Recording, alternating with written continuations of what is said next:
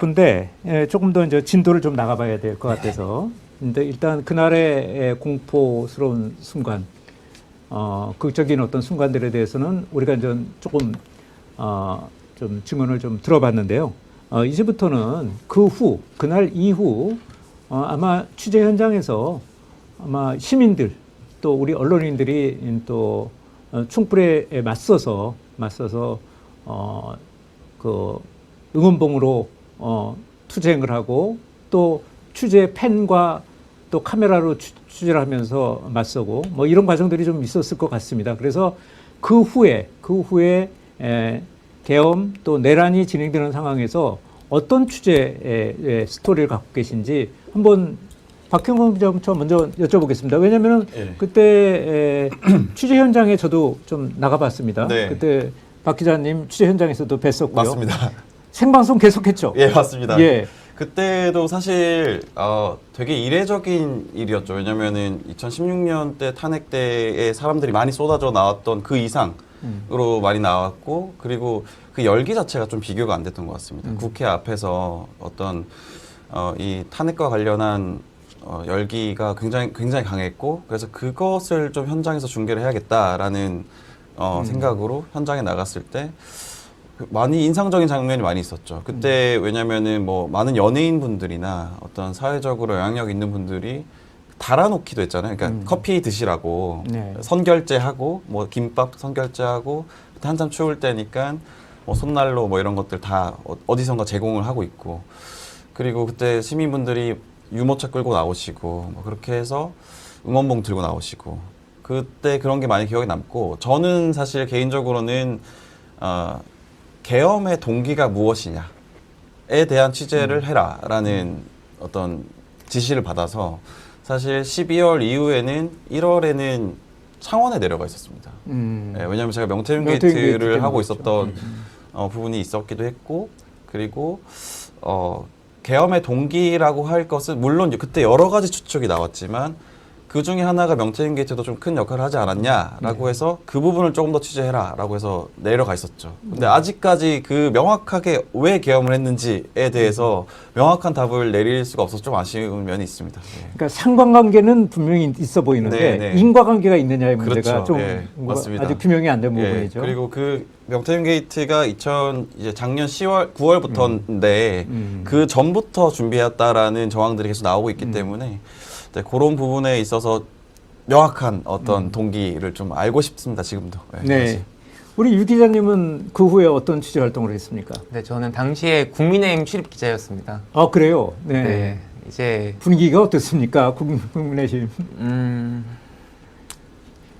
너무 혼란스러웠죠.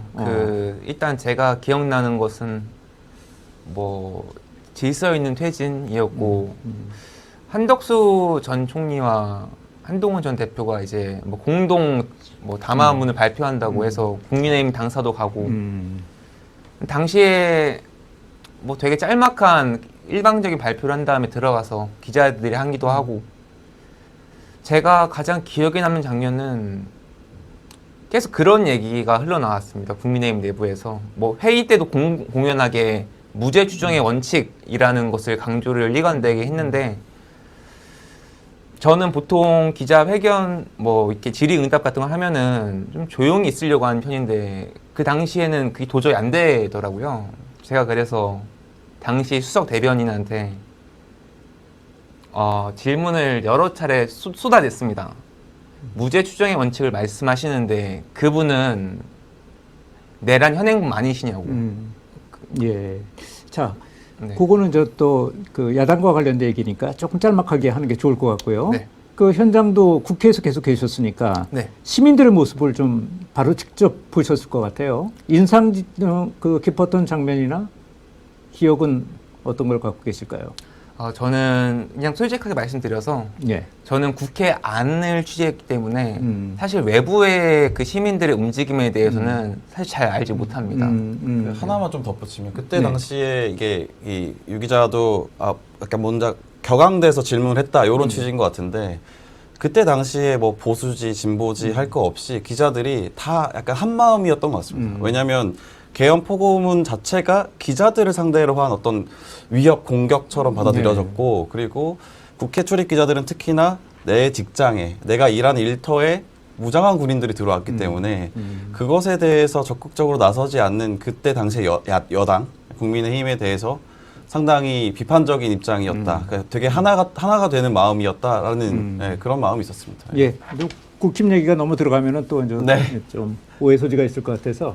근데 어때요, 박 기자님? 나는 궁금한 게 그 후에 이제 계엄이 이제 해지가 되고 그 다음에 대통령실에서 어떤 입장 발표를 하고 어떻게 설명했는지 그게 굉장히 궁금합니다. 어떻습니까? 왜 했고 어떻게 했고 앞으로 어떻게 할 거다 뭐 이런 얘기들이 좀 브리핑에서 나왔습니까? 아니면 기자들은 그 당시에 그거를 수긍할 수 있었던 건가요? 어떻습니까? 수긍할 수 있었던 상황은 아니었었고요. 네. 그리고 브리핑실에 들어갈 수가 일단 없었습니다. 그 언제까지요? 쭉 못 들어갔었습니다. 계엄이 해제될 네. 때까지. 계엄 해제된 그러니까. 이후에도 뭐 이후에도 왜냐하면 브리핑이 열려야 들어가는데 그게 어느 정도 됐습니까? 제 기억으로는 그 저출생 수석님이 브리핑을 한 적이 있었어요. 근데 그 브리핑실에서 한 게 아니라 그 저희가 그 오픈 라운지라고 하죠. 열어져 있는 네. 공간. 그 공간에서 브리핑을 한 적이 있었어요. 그거는 완전히 폐쇄가 되는 상태에서. 네, 그 브리핑실에서는 하진 않았습니다. 어. 그리고 저희 같은 경우도 뭐 저 같은 경우는 출입처를 제 마음대로 바꿀 수 있는 게 아니기 때문에 일단은 대통령실에 있었고 대통령실에 계속 출입을 했고 그 당시에 계속 2차 계엄이 터질 수 있다라는 그런 우려의 목소리도 있었기 때문에 어찌됐든 현장을 지켜야 되는 게 맞다라고 생각했습니다. 계엄 때 그런 일이 있었어요. 그 국방부 기자단이 먼저 퇴거 조치가 이루어졌었고 그 다음에 그 대통령실 기자들에게도 퇴거 조치가 몇 차례 왔었습니다. 그래요? 네. 그래서 나가라고. 그쵸. 나가야 된다라고 이제 이야기를 계엄도 했었는데 해제됐는데 왜 나가야 돼요? 계엄 해제되기 전에요. 전에? 네, 네네. 전에 이제 나가라라고 했었는데 그때 당시에 저희 그 기자실 같은 경우에는 등록 기자단 6명 저 포함해서 그다음에 외신 1명 이렇게 총 7명이 계셨는데 어찌됐든지 간에 우리가 이 공간을 나가게 되면은 취재권이 박탈이 되기 때문에 그렇지. 버티자. 그래서 제가 이제 당시 이제 부간사로 있어서 의견을 모아서 그러면 우리가 문을 잠그고 버팁시다. 혹시나 무슨 일이 생겼을 때 어느 문을 잠고요? 기자실 문을 기자실 문을 네. 그 안에서 잠고 네네. 버티자고? 네, 그래서 최소한의 앞쪽 문만 열어놓고 뒤 문이랑 다 잠그고 화장실 다녀오실 분들도 다 다녀오셔라 라고 이야기하시고 근데 물론 다행히 그런 퇴거 조치가 이루어지지는 않았었습니다. 문을 잠글 것까지는 했군요. 하나만 열어놓고 나머지는 그쵸, 다 네. 잠궜군요, 안에서. 네. 네. 어찌됐든 최대한 무슨 일이 벌어질 수 있으니 들어올 수 있으니 최대한 상황이 발생했을 때 버티자 라는 게 좀 필요했었었고 근데 물론 당시 그 대외협력 비서관님이랑 그 박대기 선임국장이라고 계시는데 그 두 분께서 우리가 이제 기자들을 명분 없이 내쫓을 수 없다. 우리는 그래서 이제 결과적으로는 퇴거 조치가 이루어지지는 않았었습니다. 네. 근데 그 상황을 한번 겪다 보니까 만약에 2차 계엄이 터졌을 때 이런 위기 상황에 어떻게 대응을 해야 되는지 저희는 그런 방안을 좀 강구를 했었던 것 같습니다. 네, 그래요. 어떤 얘기가 오고 갔습니까? 위기 상황에서 어떻게 대처하자? 위기 상황 사이에서. 기자들 여러 이야기가 나왔지만 네네. 그래도 뭐 다시 있을 일은 아닐 거라고 믿고 있기 때문에. 근데 다들 비슷한 생각이었던 것 같습니다. 어찌됐든 현장을 지키고 이 취재권을 우리가 보호를 해야 된다라는 의견이 가장 많았던 것 같습니다. 네. 자, 어떠세요? 그 당시에 또 계셨으니까 우리 신 기자님도 이게 이제 그날 당일 이제 계엄이 해제가 된 다음에 정상적인 브리핑이라든가 이런 것들이 좀 이루어지지 않았을 것 같다 생각이 드네요. 그리고 기자들은 계속 또 욕을 했을 것 같아요. 이제 이렇게 뭐냐 도대체 왜 그런 거냐 앞으로 어떻게 되는 거냐 이런 질문을 당연히 기자들은 했을 것 같아요. 근데 어떻게 설명을 하던가요? 그렇게 많이 했음에도 불구하고 이제 결국에는 전 대통령이 이제 12월 3일에 비상계엄 선포하고 12월 4일에 해제하는 담화를 했지 않습니까? 그 이후에도 매일같이 담화를 할 거다 안 할 거다라는 소문이 계속 돌고 또 아니라고 진화가 되고 또 나올 거라고 하다가 결국에는 12월 7일에 이제 했는데 12월 7일에 이제 그때 얘기 나왔던 게 아마 질서인 조기 퇴진 그때 좀 나왔던 걸로 기억을 하는데 그때에도 이제 기자들의 입회 없이 이렇게 그 폐쇄된 공간 안에서 기자회견을 했습니다. 그래서 그런 정상적인 브리핑은 일어나지 않았고, 네네 결과적으로 그런 게 받아들여지지가 않은 거죠. 그래서 아까 말씀하셨던 이제 그 수석분이 이제 브리핑을 하셨던 거 그 외에는 이제 그리고 그때도 이제 질의응답에서 이제 그런 그 계엄에 대한 거는 그게 얘기하지 않고 뭐 전혀 다른 얘기였습니다. 약간 뭐 저출산